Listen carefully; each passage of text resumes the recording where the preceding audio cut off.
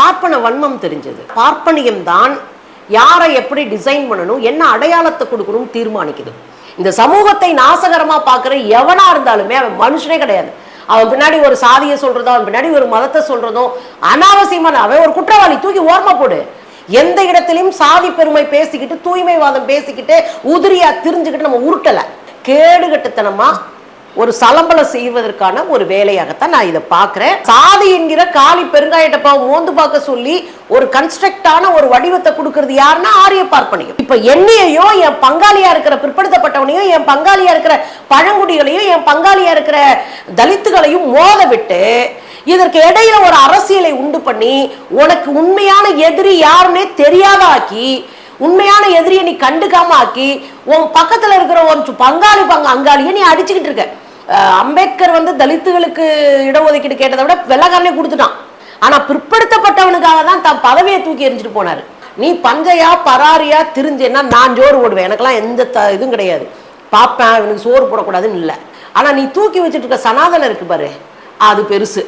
நீங்க இவங்க எல்லாம் போரிட்டார்கள் என்று சொல்லாதீங்கன்னு அம்பேத்கர் திரும்ப திரும்ப சொல்றாரு. ஏன் அவன் போரிடுற ஆள்லாம் கிடையாது, அவன் முதுகுல குத்துற ஆளுன்றது புரிஞ்சுக்கிட்டு அம்பேத்கர் பேசுறாரு.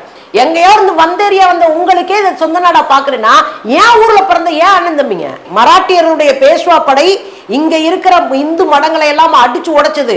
பேஷ்வா படை ஒரு பார்ப்பன படை. அந்த பார்ப்பன படை இங்க அடிச்சு உடைக்கும் போது அதை காப்பாத்துனது திப்பு சுல்தான். மை சென்னை 360 நேயர்களுக்கு வணக்கம். இன்று நம்மளுடன் இடதுசாரி சிந்தனையாளர் தோழர் சுந்தரவல்லி அவர்கள் இருக்காங்க. அவங்க கிட்ட சமகால நிகழ்வு குறித்து கேட்டுக்கலாம். வணக்கம். வணக்கம் அக்கா, இப்போ பார்த்தீங்கன்னாக்கா கஸ்தூரி அவர்கள் சமீபத்தில் கலாட்டா சேனல் கொடுத்த ஒரு பேட்டியில் சொல்லியிருக்காங்க, கோட்டா ஜாதி கொலைபாதக ஜாதி அப்படி. இந்த வார்த்தையை கேட்கும்போது உங்களுக்கு எப்படி இருந்தது? பார்ப்பன வன்மம் தெரிஞ்சது. ஏன்னா பார்ப்பனியம் தான் யாரை எப்படி டிசைன் பண்ணணும், என்ன அடையாளத்தை கொடுக்கணும் தீர்மானிக்குது. கோட்டா ஜாதி என்கிற சொல்லாடலே பார்ப்பனியம் கொடுத்தது தான். ஏன்னா ஏதோ அவன் ஃபுல்லாக அறிவிலே ஊர்ன மாதிரியும், அந்த அறிவை வச்சுதான் அவங்க ஜெயிச்ச மாதிரியும், அப்படி ஒரு பிம்பத்தை உருவாக்குவதற்கு நம்மளை இழிவுபடுத்துவான் கோட்டா சாதி அப்படின்னு. அதுதான் அதன் கூடயே நம்ம தெரிகிறது. இது பகுத்தறிவற்ற ஒரு குரூப்போடைய வேலைன்றனால அதை நொட்டாங்கையில தட்டிட்டு நம்ம போயிட்டே இருக்கணும். இவங்க சொன்ன உடனே இடஒதுக்கீடு என்பது இழிவில்லை, நான் போராடி பெற்றது, அதை நீ கோட்டான்னு சொல்லி கேவலப்படுத்தினா எனக்கு எந்த நட்டமும் கிடையாது. கடைசியில பாரு காலில் விழுந்து 10% இடபிள்யூஎஸ் வேணும் அப்படின்னு கண்ணீர் வடிச்சு அதை இம்ப்ளிமெண்ட் பண்றதுக்கு ஒரு போராட்டத்தை நடத்தி உங்க நிலைமையை பார்த்தீங்களா? இதுதான் யதார்த்தம்.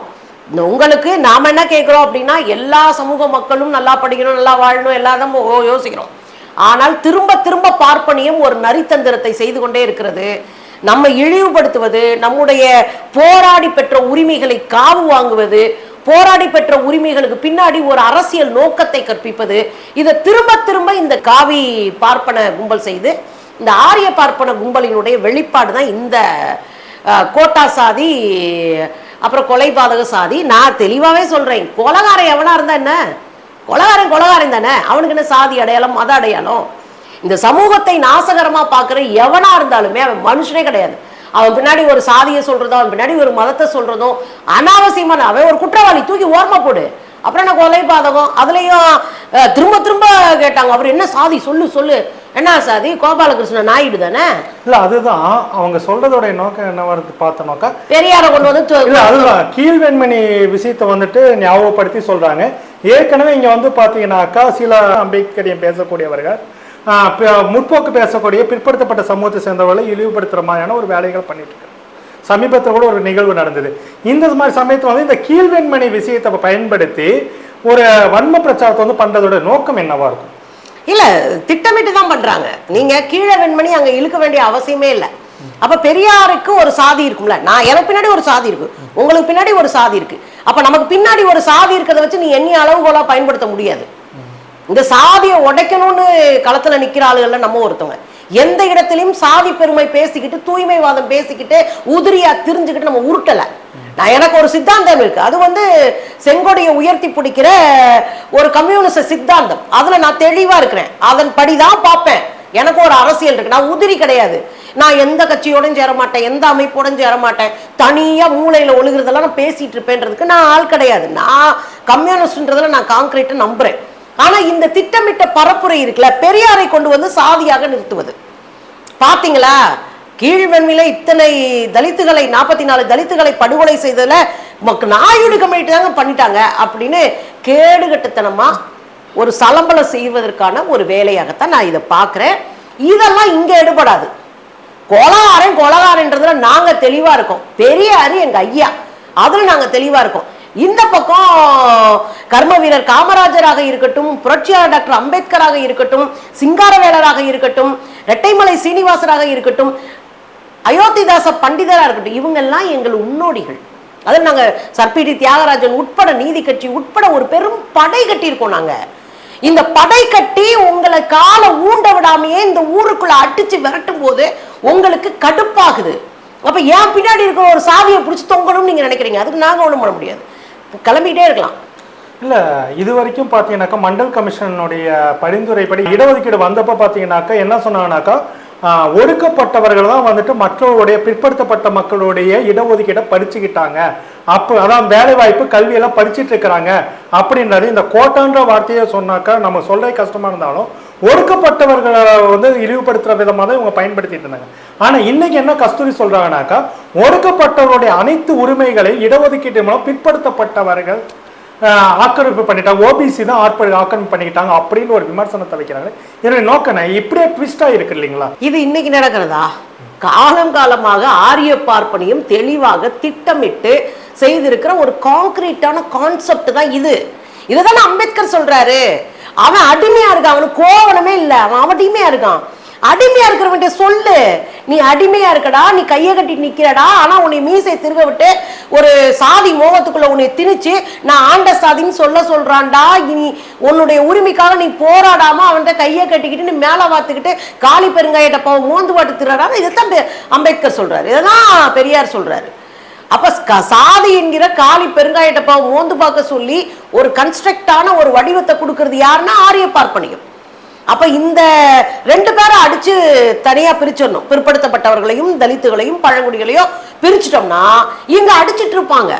நம்ம வந்து மேல உட்காந்து ஜாலியா பதவியில உட்காந்துருக்கலாம். இது எப்படின்னா இது ஒரு ஆதிக்க மனநிலை. நீங்க அந்த காலத்துல நீங்க பாத்தீங்க அப்படின்னா ரொம்ப முன்னாடி ராஜாக்கள் என்ன பண்ணுவாங்கன்னா உட்காந்துட்டு கிரவுண்டுக்குள்ள மனுஷனை அடிமைகளா மோத விட்டு அதுல ஒருத்தர் சாகுறத பார்த்து கைதட்டி சிரிப்பான். ரெண்டாவது என்ன நடந்ததுன்னா ராஜாக்கள் காலத்துல யானைகளை மோத விட்டு யானை போர் அப்படின்றத மேல உட்காந்துட்டு பாப்பானுங்க. இன்னைக்கு கூட சேவ சண்டையை மோத விட்டுட்டு ரெண்டு மனுஷங்க உட்காந்து ரசிச்சுட்டு இருப்பான், ரெண்டு சேவல் அடிச்சுக்கிட்டு கிடக்கும். இதுதான் ஆரிய பார்ப்பனிய தந்திரம். இப்ப என்னையோ என் பங்காளியா இருக்கிற பிற்படுத்தப்பட்டவனையும் என் பங்காளியா இருக்கிற பழங்குடிகளையும் என் பங்காளியா இருக்கிற தலித்துகளையும் மோத விட்டு இதற்கு இடையில ஒரு அரசியலை உண்டு பண்ணி உனக்கு உண்மையான எதிரி யாருன்னே தெரியாத ஆக்கி உண்மையான எதிரியை நீ கண்டுக்காம ஆக்கி உன் பக்கத்துல இருக்கிற ஒரு அங்காளியை நீ அடிச்சுக்கிட்டு இருக்க. இதுதான் அவங்களுடைய தேவையும் கூட. அந்த தேவையை நோக்கி கன்ஸ்ட்ரக்டிவா 2000 ஆண்டுகளா ஒரு வடிவத்தை உருவாக்கி அதை நவீனப்படுத்திக்கிட்டே போகுது ஆரிய பார்ப்பனியம். அதுதான் இதுக்குள்ள நம்ம புரிஞ்சுக்கணும். சோ பிற்படுத்தப்பட்டவர்கள் தலித்துகளுடைய இடஒதுக்கீடு பிடிங்க அப்பெல்லாம் இல்லை, எல்லாருக்கும் இடஒதுக்கீடு இருக்கு. பிற்படுத்தப்பட்டவர்கள் இந்த நாட்டினுடைய பெரும்பான்மையை இருக்கிறதுனால அவங்களுக்கு ஒரு 50%, தமிழ்நாட்டை பொறுத்தவரையும் மொத்தமா 50% இருக்கு. பிற்படுத்தப்பட்டவர்களுக்கு அதிகமான இடஒதுக்கீடு, தலித்துகளுக்கு அதிகமான இடஒதுக்கீடு 18%, இது 1% தமிழ்நாட்டை பொறுத்தவரை இருக்கு. இது ரொம்ப சிம்பிள். என்னன்னா அம்பேத்கர் வந்து தலித்துகளுக்கு இடஒதுக்கீடு கேட்டதை விட வெள்ளக்காரனே கொடுத்துட்டான். அம்பேத்கர் வந்து வலியுறுத்தி பேசிட்டு இருந்தாரு, இந்த பிரச்சனைகளை சொன்னாரு, வெள்ளக்காரன் கொடுத்துட்டான். ஆனா பிற்படுத்தப்பட்டவனுக்காக தான் தான் பதவியை தூக்கி எரிஞ்சிட்டு போனாரு. அவரை கொண்டு வந்து அசிங்கப்படுத்துறது இருக்குல்ல, இது மாதிரி ஒரு கேடுகட்டத்தனம் எதுவுமே இல்லை. கஸ்தூரி அவர்களுடைய நேர்காணல் என்ன சொல்றாங்கன்னாக்கா, ஃபார்வர்ட் கம்யூனிட்டியில இருக்கவங்க பஞ்ச பராரியா இருந்து செத்தாலும் அரசு எங்களுக்கு எந்த உதவியும் செய்யறது இல்லை. ஆனா வந்து பாத்தீங்கன்னா ஓபிசியில இருக்கவன் அரசு பதவி அனுபவிக்கிறான், பண வசதி அவன் பெற்றுட்டு நல்லபடியா வளங்களை பெற்றுக்கிட்டு அவன் நல்லபடியா இருக்கான். ஃபாரினுக்கு போயிட்டு வந்தாலும் திரும்ப நாங்க வந்துட்டு பிசி எம்பிசின்னு சொல்லிட்டு அந்த உடல் மொழியை பார்த்தீங்கன்னாக்கா ரொம்ப ஒரு மோசமான ஒரு உடல் மொழியில கிண்டல் பண்ணி பேசுற அந்த போக்கு எதை காட்டுது? மொத்தமா தோத்து போயிட்டாங்கன்னு காட்டுது. நீங்கெல்லாம் எங்களுக்கு நிகரா கால் மேல கால் போட்டு உட்காடுறீங்களாடா, பிற்படுத்தப்பட்ட பயல்களா, மிகவும் பிற்படுத்தப்பட்ட பயல்களா, தலித்துகளா, பழங்குடிகளா, எங்களுக்கு நிகரா வந்து கால் மேல கால் போட்டு கேள்வி கேட்குறீங்க, சித்தாந்தம் பேசுறீங்க, நீங்கெல்லாம் அப்படி வளர்ந்துட்டீங்களாடா அப்படின்ற வெறுப்பினுடைய வெளிப்பாடு தான் இது. ஒரு ஆரிய பார்ப்பன வெறுப்பினுடைய வெளிப்பாடு தான். அவங்களுக்கு நம்ம படிச்சாலே கடுப்பாகும். தமிழ்நாட்டுக்குள்ள அடிச்சு ஓட வர்ற அரசியலை பண்ணிட்டு இருக்கும்போது நிச்சயமா கடுப்பாகத்தான் செய்வாங்க. அந்த இயலாமையினுடைய ஆற்றாமையினுடைய வெளிப்பாடு தான் இது அப்படின்னு நான் பார்க்குறேன். இன்னொரு விஷயம் என்னன்னா, அந்த இடஒதுக்கீடை பொறுத்தவரையில எங்களை சோத்துக்கு வழி இல்லாம பஞ்சையா பராரியா அப்படி இப்படி நீங்க இருக்க முடியும். நீங்க தான் நவீன வடிவத்தில் இருக்கிற ஏழைகளாச்சு. 8 லட்சம் ரூபா மாசம் வருஷத்துக்கு 8 லட்சம் ரூபா சம்பாதிப்பீங்க, மாசம் 62,000 ரூபா சம்பாதிச்சா நீங்க ஏழை. 1000 ஸ்கொயர் ஃபீட்ல வீடு வச்சிருந்தா நீங்க ஏழை. அப்புறம் 5 ஏக்கர் நிலம் வச்சிருந்தா நீங்க ஏழை. நாங்க ஏழைன்னா கோவணம் இல்லாம இருந்தா நாங்க ஏழை, சோறு தின்ன முடியாம இருந்தா நாங்க ஏழை, என் பிள்ளைய படிக்க வைக்க முடியாம இருந்தா நான் ஏழை. அப்ப இந்த 2 ஏழைக்குன்ற ஒரு வார்த்தைக்கும் வாழ்க்கை ஸ்டைலுக்குமே வித்தியாசம் இருக்கே. அப்ப நான் என்ன கேட்கிறேன்னா, நீ பஞ்சையா பராரியா திரிஞ்சேன்னா நான் சோறு போடுவேன், எனக்கெல்லாம் எந்த இதுவும் கிடையாது. பார்ப்பேன், எனக்கு சோறு போடக்கூடாதுன்னு இல்லை இல்லையா. ஆனா நீ தூக்கி வச்சுட்டு இருக்க சனாதனம் இருக்கு பாரு, அது பெருசு. அதை தூக்கி வச்சுட்டு உன் மூளையை நீ கழுவி வாஷ் பண்ணி வச்சிருக்க. அந்த மூளைக்குள்ளெல்லாம் என்னால் உட்காந்து பேசிட்டு இருக்க முடியாது. ஆரிய பார்ப்பன திமிரோட நீங்க பேசிட்டு இருக்கீங்கன்ற விஷயம் எனக்கு நல்லா புரியும். பார்ப்பனர்கள் கடைசியா எல்லாத்தையும் சுரண்டி தின்னு, அந்த காலத்துல ராஜாக்கள்கிட்ட சுரண்டி தின்னீங்க. நான் பூஜை பண்றேன், புனஸ்காரம் பண்றேன், வேள்வி பண்றேன்னு சொல்லி ராஜாக்கள்கிட்ட ஒட்டிக்கிட்டு நான் தான் குருஜி அப்படின்னு உட்காந்து ராஜாக்களை திசை திருப்பி உங்க வாய்ப்பை உருவாக்கிக்கிட்டீங்க. வெள்ளக்காரங்கிட்ட அதே தான் செஞ்சீங்க. காலில் விழுந்து நான் படைக்க ஆள் சேர்க்கிறேன்னு சொல்லிட்டு காலில் விழுந்து கிடந்தீங்க. அதுக்கு பிறகு இப்போ அதிகாரத்தில் உட்காந்துக்கிட்டு உங்களுக்கு என்னென்ன வேணுமோ அம்புட்டையும் செய்கிறீங்க. நீங்கள் தேர்தல் ஆணையராக உட்காருவீங்க, நீங்கள் சுப்ரீம் கோர்ட்டில் உட்காருவீங்க, நீங்கள் ஹைகோர்ட்டில் உட்காருவீங்க, வெளியுறவுத்துறை அமைச்சராக இருப்பீங்க, இங்கே ஐஐடி ஐஏஎம்ல இருப்பீங்க. அப்புறம் இந்த பக்கம் வந்தீங்கன்னா கல்லூரி பெரிய பெரிய யூனிவர்சிட்டியில் துணைவேந்தராக இருப்பீங்க, பல்கலைக்கழகங்கள் கல்லூரிகளில் பெரிய பெரிய பேராசிரியர் இருப்பீங்க, பெரிய டாக்டராக இருப்பீங்க, ஐஏஎஸ்ஸாக இருப்பீங்க, ஐபிஎஸ்ஸாக இருப்பீங்க. நாங்கள் இன்னும் கோவணத்தோட கையை கட்டிட்டு சொல்லுங்க யான்னு இருக்கணும்னு நினைக்கிறீங்க. அந்த கடுப்பினுடைய வெளிப்பாடு தான் இது. இந்த இடஒதுக்கீடு கிடைச்சாலும் கூட இந்த மக்கள் இன்றைக்கும் அதை வென்று அடைகிற இடத்தில் இல்லை. இந்த கவலையோட நான் இதை பார்க்கிறேன். இந்த ஆரிய பார்ப்பன கொழுப்போட நீங்க திருந்தீங்கன்னா ஓரமா போயிருங்க. இல்லை, தன்னை ஒரு அம்பேத்கரைட்டுன்னு சொல்லிக் கொள்ளுகின்ற கஸ்தூரி அவர்கள் சொல்றாங்க, நான் ஒடுக்கப்பட்ட பழங்குடிகளுக்காக நிற்ப, ஓபிசிக்களாக நிற்க மாட்டேன். ஏன்னா பார்த்தீங்கன்னாக்கா அம்பேத்கர் அவர்களே ஒடுக்கப்பட்டவர்களுக்கும் பழங்குடிகளுக்கு தான் இடஒதுக்கீடு கொடுக்கும், ஓபிசிகளுக்கு இடஒதுக்கீடு கொடுக்கக்கூடாது அப்படின்னு சொன்னாருன்னு சொல்லிட்டு ஒரு கருத்தை முன்வைக்கிறாங்களே. அம்பேத்கர் அங்கே எங்கேயா சொல்லியிருக்கிறாருங்களா? இல்லை, அம்பேத்கர் பிற்படுத்தப்பட்ட மக்களுக்காக எம்பட்டு பேசி இருக்கிறார் தெரியுங்களா. இங்க பெரும்பான்மை மக்கள் பிற்படுத்தப்பட்டவங்களா இருக்காங்க. இந்தியாவை பொறுத்தவரையும் வேற வேற சாதியினுடைய பெயர்கள்ல இருப்பாங்க. அம்பேத்கர் ரொம்ப வருத்தப்படுறாரு. தலித்துகளுக்கு வெள்ளக்காரன் பீரியட்ல போராடி இடஒதுக்கீடை வாங்கியாச்சு.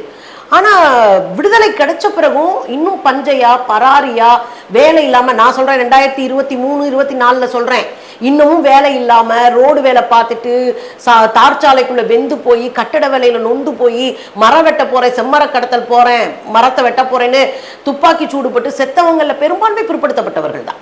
அப்ப நமக்கு என்ன கவலை இருக்கு அப்படின்னா, சாதிய விஷயத்தை உருவாக்கி விட்டு இவனை பூரா தெருவில் நிப்பாட்டிருக்காங்க. இதெல்லாம் நடக்கும்னு முன்னாடியே அம்பேத்கருக்கு தெரியும்.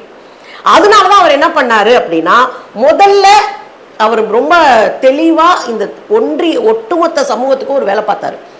7வது தொழிலாளர் மாநாட்டை திரட்டி கூட்டி அதுல ஒரு தீர்மானத்தை முக்கியமா நிறைவேறினா. அப்புறம் தொழிலாளர் துறை அமைச்சர், விடுதலைக்கு முன்னாடியே தொழிலாளர் நல அமைச்சரா அம்பேத்கர் இருக்காரு. அப்ப 8 மணி நேர வேலை, 8 மணி நேர பொழுதுபோக்கு, 8 மணி நேர ஓய்வு அப்படின்ற விஷயத்தை கையில் எடுத்து 7வது தொழிலாளர் மாநாட்டை உருவாக்கி அதுல அவர் முடிவெடுத்து 8 மணி நேரம் தான் நாம பிள்ளைங்க வேலை பார்க்குங்க அப்படின்ற சிஸ்டத்தை கொண்டு வரதுக்கு ட்ரை பண்ணி கடுமையா தீர்மானம்லாம் போட்டு கொண்டு வந்தார். அதே போல படிக்கிற, பள்ளிக்கூடத்துக்கு போற, பள்ளிக்கூடத்துக்கு போயிட்டு நீ படிச்சு முடிச்சுட்டு வாட் நெக்ஸ்ட், வேலை வாய்ப்பு எல்லாத்துலயும் அவன் தான் உட்காந்துருக்கான். இப்போ நம்ம பிள்ளைங்க எப்படி போகும்? நம்ம பிள்ளைங்கன்னு அவர் நினைச்சது பிற்படுத்தப்பட்ட பிள்ளையும் சேர்த்துதான், பொம்பளை பிள்ளைங்களையும் சேர்த்துதான். அதனாலதான் அவர் என்ன நினைச்சாருன்னா, முதல் படிச்சதை பதிவு பண்ணி வைங்கடா அப்படின்ற சிஸ்டம் இருக்குல்ல, எம்ப்ளாய்மெண்ட் சிஸ்டம், எம்ப்ளாய்மெண்ட் ஆஃபீஸ், அதை கொண்டு வந்ததுக்கான ஸ்கிரிப்டை உருவாக்கி கொடுத்தவர் அவர் தான். அதே போல போட்டித் தேர்வுகள் அதை கொண்டு வந்ததும் அவர் தான். அதே போலதான் அரசு பணியில இருக்கிற பெண்களுக்கு, வேலைக்கு போற பெண்களுக்கு அதாவது குழந்தை பேருக்கான விடுமுறை கொடுப்பது என்ற சிஸ்டத்தை கொண்டு வந்ததும் அவர் தான். நீங்க ஒரு வரிசையா சொல்லிட்டு போலாங்க. ரிசர்வ் பேங்க் உருவாக்குனது நீங்க ஒட்டுமொத்த சமூகத்துக்கும் யோசிச்சுட்டு இருந்தவர் அவர்.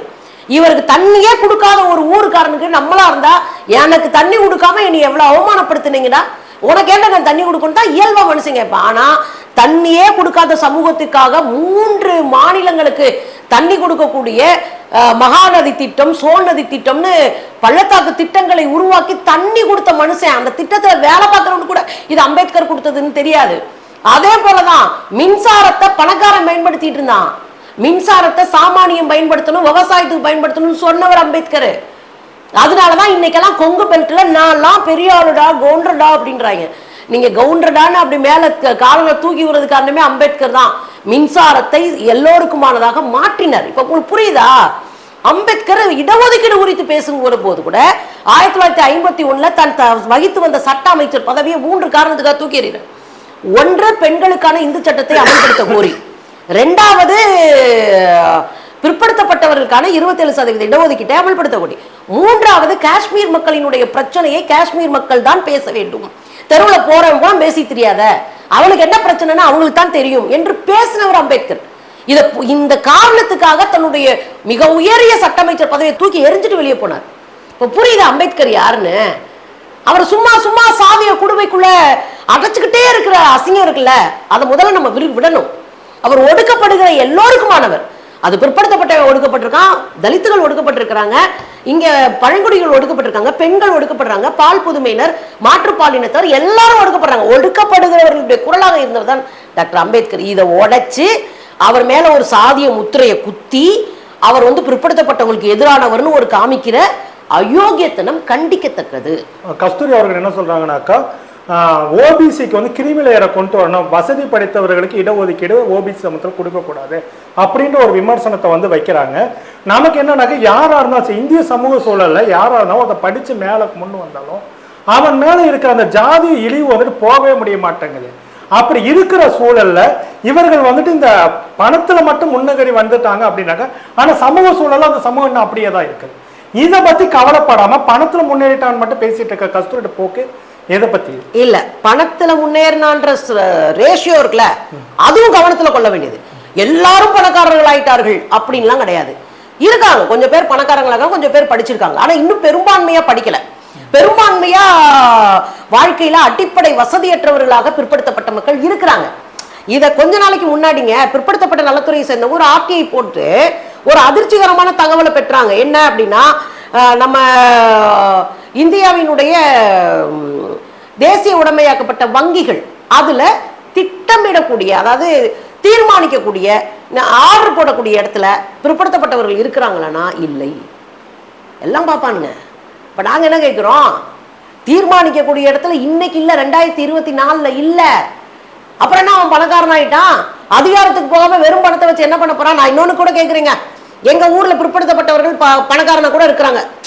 பணக்காரனா என்ன, வீடு வச்சிருப்பான், ஒரு வண்டி வச்சிருப்பான், இருக்கிறான், ஒன்றும் பிரச்சனை இல்லை. ஆனா அவன் பிள்ளை படிக்காம நிற்பான், அவன் ரவுடிதனம் பண்ணி தெருவில் தெரியும், அவன் படிக்க சொல்லித்தர ஆள் இருக்காது, அவன் பிள்ளைய கொண்டு போய் காலேஜில் சேர்க்க ஆள் இருக்காது, காலேஜில் படிச்ச பையனுக்கு வேலையில சேர்க்க ஆள் இருக்காது. ஏன்னா எந்த தொடர்பும் இருக்காது. இவங்க அப்புறம் விவசாய குடும்பமா இருக்கும், அல்லது உள்ளூருக்குள்ள ஒரு சின்ன தொழிலை செய்யற குடும்பமா இருக்கும். காசு வச்சிருப்பான், அடிப்படை தன்னிறைவு பெறுகிற குடும்பமா கூட இருக்கலாம். ஆனா அவனுக்கு கல்விக்கு எப்படி போறதுன்னு தெரியாதே.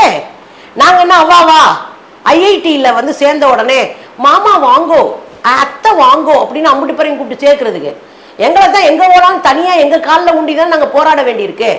இவங்க குறைந்தபட்ச தன்னிறைவு அடைந்த குடும்பங்களாக இருந்தாலும் எப்படி போய் படிக்கிறது, எப்படி போய் வேலைக்கு போறது, என்ன பண்றதுன்னு தெரியாம பல ஆயிரம் குடும்பங்கள் இந்த நாட்டுல இருக்கு.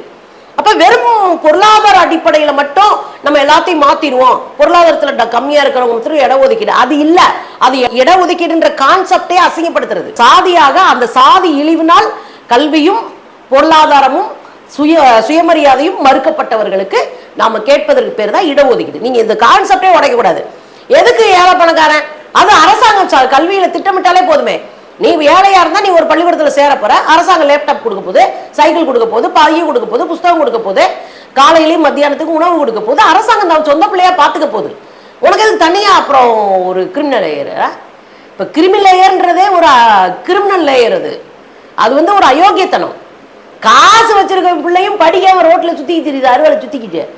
அதெல்லாம் மாத்துறதுக்கு தான் கல்வியும் வேலை வாய்ப்பும். இவ்வளோலாம் நாங்க கத்தணுமா கஸ்தூரிக்காகதான் என்னுடைய இது. ஏன்னா இதை புரிஞ்சுக்கணும்னா கொஞ்சம் மூளை வேணும். வளங்களை பகிர்ந்தளிப்பு அதில் பாத்தீங்கன்னா காங்கிரஸ் ஆட்சிக்கு வந்தாட்டாக்கா ஒட்டுமொத்த இந்துக்களுடைய வளங்களையும் இஸ்லாமியர்கள் பக்கம் திருப்பி விட்டுருவாங்க அப்படின்னு சொல்லிட்டு ஒன்றிய பிரதமர் நரேந்திரா வந்துட்டு ஒரு விமர்சனத்தை வைக்கிறாங்க. அதுக்கு கஸ்தூரி முதற்கொண்டு எல்லாரும் வக்காலத்து வாங்கிட்டு இருக்கிறாங்க.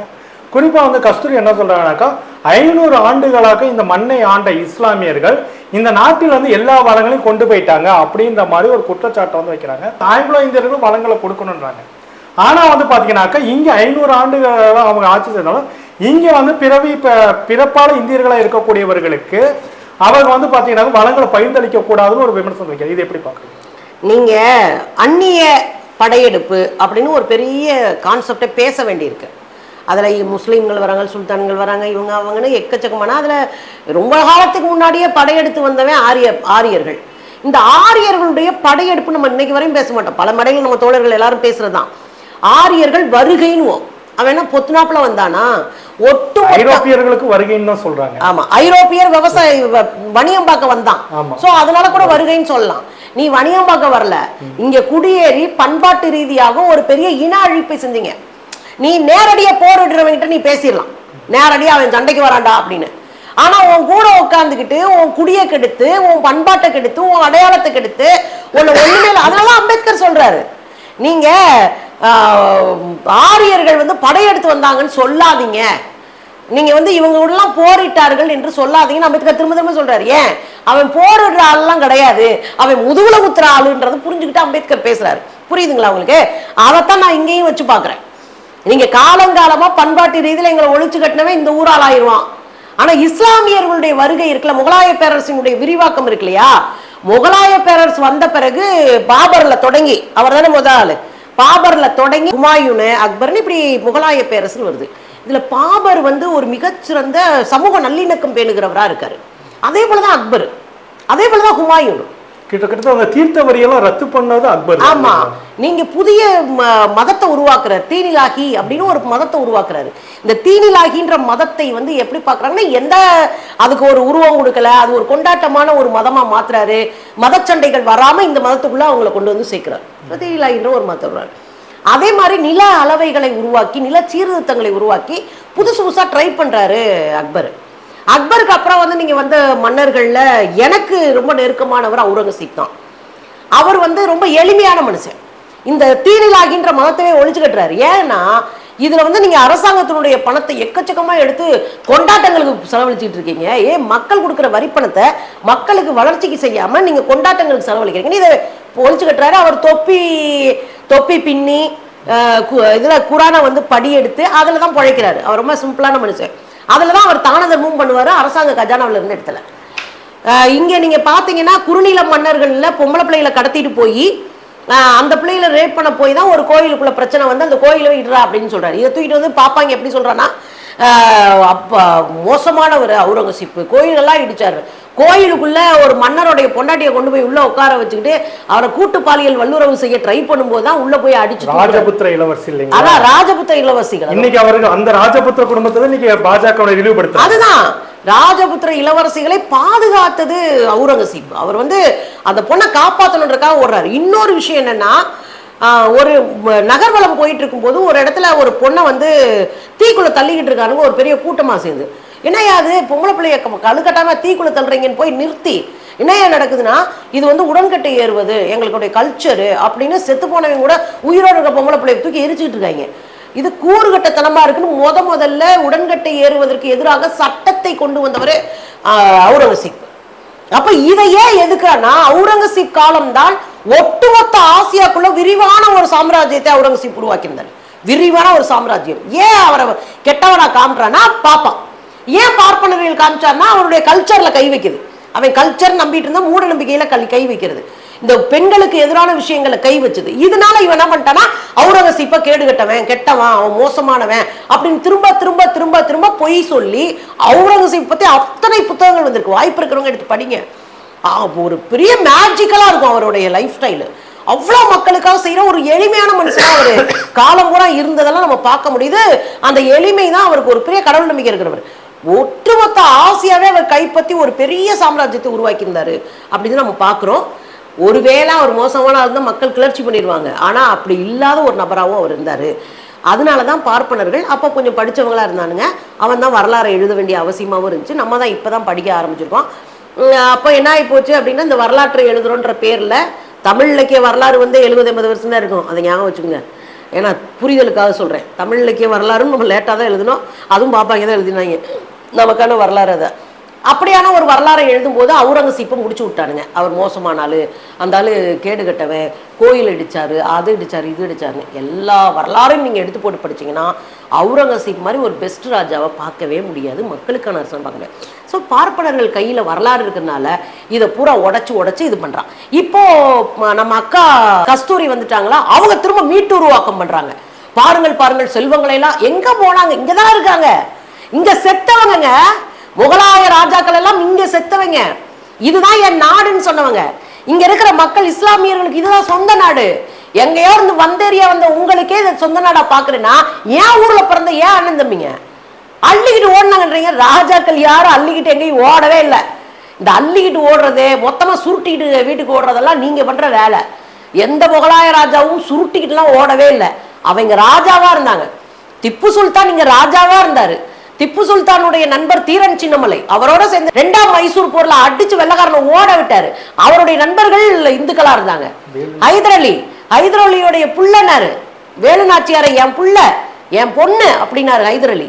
எவனுமே இந்துக்காரங்க எல்லாம் இந்து மன்னர்கள்லாம் படையை கொடுக்காத போது மொத்த படையை எடுத்து அடிச்சு ஜெயிக்க வச்சாரு. ஹசரத் பேகம் மகாலு யார் அந்த பெண்ணு? இன்னைக்கு நீங்க அடிச்சுக்கிறீங்கல்ல, இன்னைக்கு ராமர் கோயில் கட்டிட்டோம், நாங்க ராமர் கும்பாபிஷேகம் நடத்திட்டோம், ராமருக்கு அந்த அயோத்தியினுடைய ராணியின் பேரு ஹசரத் பேகம் மகால். அந்த நாட்டை காப்பாத்துறதுக்காக 5 நாள் வெள்ளக்காரனை எடுத்து பெரும் படையை திரட்டி அடிச்சு ஓட விட்ட ஒரு பெண் ராணி. இந்த நாட்டினுடைய விடுதலைக்காக கடைசி காலத்துல அந்த போர்ல தோத்த பிறகு தன்னுடைய 10 வயது மகனை கூப்பிட்டுக்கிட்டு ஓடுறாங்க, எங்க இமயமலை காடுகளுக்குள்ள போயிறாங்க. தன்னுடைய கடைசி காலம் சோறு இல்லாம இந்த நாட்டினுடைய விடுதலைக்காக தன் குழந்தையோட செத்தும் போறாங்க. இது இஸ்லாமியர்கள் இந்த நாட்டில் வெள்ளையனை எதிர்த்து தன் மண்ணுக்காக போராடி ஜெயிச்சது. இங்க பாருங்க, உங்க தெப்பகுளம், கபாலீஸ்வரர் தெப்பகுளம் ஒரு முஸ்லீம் கொடுத்தது. இங்க இருக்கிற பல கோயில்களுடைய கோயில் சொத்தை முஸ்லீம் கொடுத்தது. பேஷ்வா படை, மராட்டியருடைய பேஷ்வா படை இங்க இருக்கிற இந்து மடங்களை எல்லாம் அடிச்சு உடைச்சது. பேஷ்வா படை ஒரு பார்ப்பன படை. அந்த பார்ப்பன படை வந்து இங்க அடிச்சு உடைக்கும் போது அதை காப்பாத்தினது திப்பு சுல்தான். இந்த பேஷ்வா படைகள் தான் சத்ரபதி சிவாஜியோட பேர் இல்லைங்களா? சத்ரபதி சிவாஜி கூட ஒட்டிக்கிட்டு படையாக்குறதா பார்ப்பன படை தான் பேஷ்வா படை. சத்ரபதி சிவாஜியினுடைய கூட இருந்த அந்த படை தான் பேஷ்வா படை.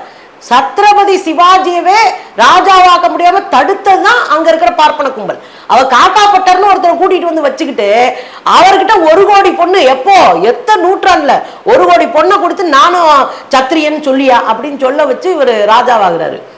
சிவாஜிக்கே அதான் நிலைமை, வீர சிவாஜிக்கே. இன்னைக்கெல்லாம் உருட்டுவானுங்க அப்படி இப்படின்னு. சனாதன சிவாஜியும் போட்டு பார்த்தது தான் அப்படின்னு நம்ம புரிஞ்சுக்கணும்.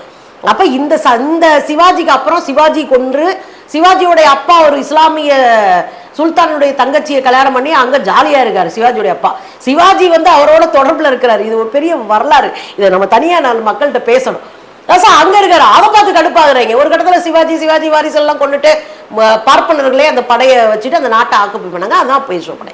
இந்த பேஷ்வா படை இங்க வந்து இங்க இருக்கிற இந்து மடங்களை எல்லாம் உடைச்ச போது கூட நின்று காப்பாத்தினது யாருன்னா திப்பு சுல்தான். 8 முறை அவர்களுக்கு நிதி உதவி கொடுத்துருக்காரு. இன்றைக்கும் இங்க திருச்சிராப்பள்ளி நம்ம பக்கத்துல இருக்கிற ஸ்ரீரங்கம் பெருமாள் கோயில்ல காலையில 7 மணி பூசை யாருக்கு நடக்குது? திப்பு சுல்தான் நடக்குது. ஏன் நடக்குது? கோயிலை காப்பாத்தினவர் அவரு. இப்படி இம்பிட்டு கதை இருக்குங்க, சொல்லவா? இம்பிட்டு கதை இருக்கு, இப்படியே சொல்லுவேன். அதனால இந்த உருட்டுற வேலையெல்லாம் கஸ்தூரி நிப்பாட்டிக்கணும். பூரா எங்க பங்காளிங்க, எங்க அண்ணன் தம்பிங்க, எங்க மாமச்சனிங்க, எங்க ரத்த உறவு. இங்க அள்ளிக்கிட்டுலாம் எவனும் ஓடல. ஏன் அவுரங்கசீப்பே அள்ளிக்கிட்டு ஓடலைங்க? இங்கதாங்க செத்தாங்க எல்லாரும், இந்த ஊர்ல தானே செத்தாங்க. அவன் சொந்த ஊரை தேடி போகலையே, அதுதான் உண்மை. அதனால வரலாறு தெரியாம உருட்டுறதெல்லாம் கஸ்தூரி விடணும். தன்னை அம்பேத்கர் ரைட்டுன்னு சொல்லி கொண்டிருக்கின்ற கஸ்தூரி அவர்களுக்கு நீங்க சொல்ல விரும்புறது? படிங்க, நிறைய படிங்க, நிறைய வாசிங்க. ஆர்எஸ்எஸ் பிஜேபி சங்க பரிவார் கும்பலினுடைய வாட்ஸ்அப் குரூப்ல இருந்து வெளியே வாங்க. அந்த வாட்ஸ்அப் குரூப்ல இருந்தெல்லாம் வெளியே வந்துட்டீங்கன்னா உங்களுக்கு இந்த போலி செய்தியெல்லாம் மூளையில ஏறாது. ஸோ வாட்ஸ்அப் குரூப்ல இருந்து வெளியே வாங்க. 2வது வாசிக்க ஆரம்பிங்க. கிடைக்கிற எல்லாத்தையும் வாசிங்க. 3வது உங்கள் நண்பர்களோடு உட்காந்து உரையாடுங்க. அப்போ தான் உண்மையான பகுத்தறிவு கிடைக்கும். நம்ம வாசிக்கிறதும் இதையும் கூர்மைப்படுத்திக்க முடியும். அதன் மூலமாக உங்களுக்கு அரசியலில் ஒரு நல்ல எதிர்காலம் வரும்.